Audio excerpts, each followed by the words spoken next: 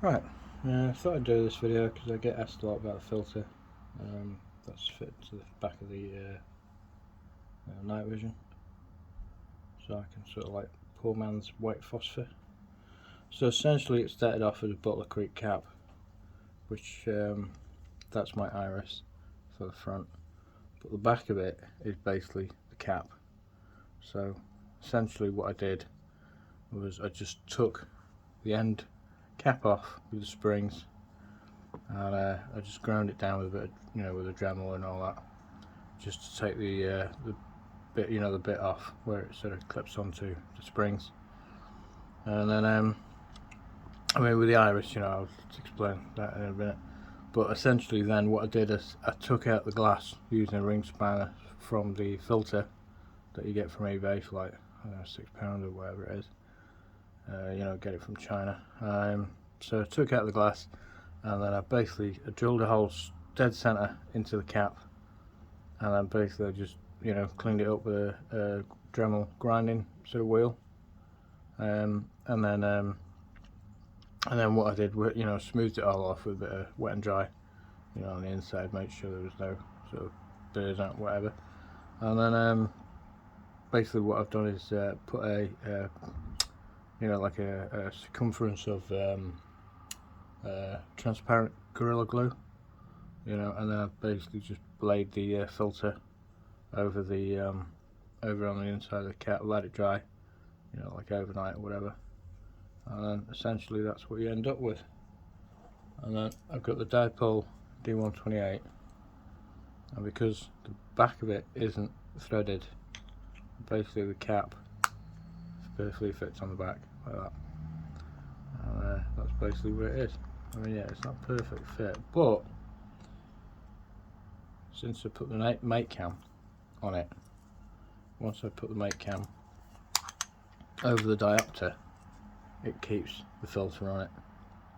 So if I want to use the filter, if I'm going somewhere where I know it's going to be like really high light, I'll probably use the filter. If I'm going like deep woods, I need all the brightness I can get pretty much, and I'll just put the mate cam on the night vision. But anyway, that's the filter and how it was made.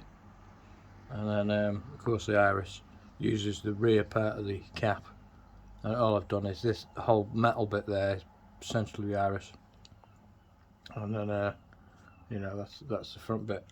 Also what I have done as well, I mean, I don't do airsoft, but I thought this could be useful. So what I did was I bought a 2mm, I think, is it 2mm or 2? I think it's a 2 to 3mm clear perspex dish. I think it's like a replacement for like what was it, car glass, instrument panel sort of glass type thing. So some guy off eBay sells them. I think I paid £1.80 or something like that, and it's free postage. So essentially that one fits inside there. So this cap is a 34mm, and the glass I think is 32 or something like that. So that fits over that, and then the iris fits over there.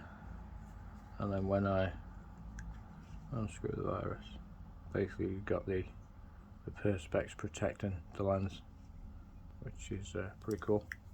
And then of course putting the filter on there. Like I said, it's not a perfect fit, but I paid, what was it, I paid what was it, £6, whatever it was, £7, whatever, under £7 I think for the Butler Creek cap. Oh no, sorry, no I didn't, no sorry, I paid £3.60, £3.80 or something from China for the Butler Creek cap. And then basically, like I said, all I've done is just remove that bit from that bit. So that the front and the iris cost me, what was it, 23, yeah, under 30 quid for the pair, so it's not too bad. So anyway, yeah, that's pretty much it. That's the filter and how I made it. Pretty easy to make.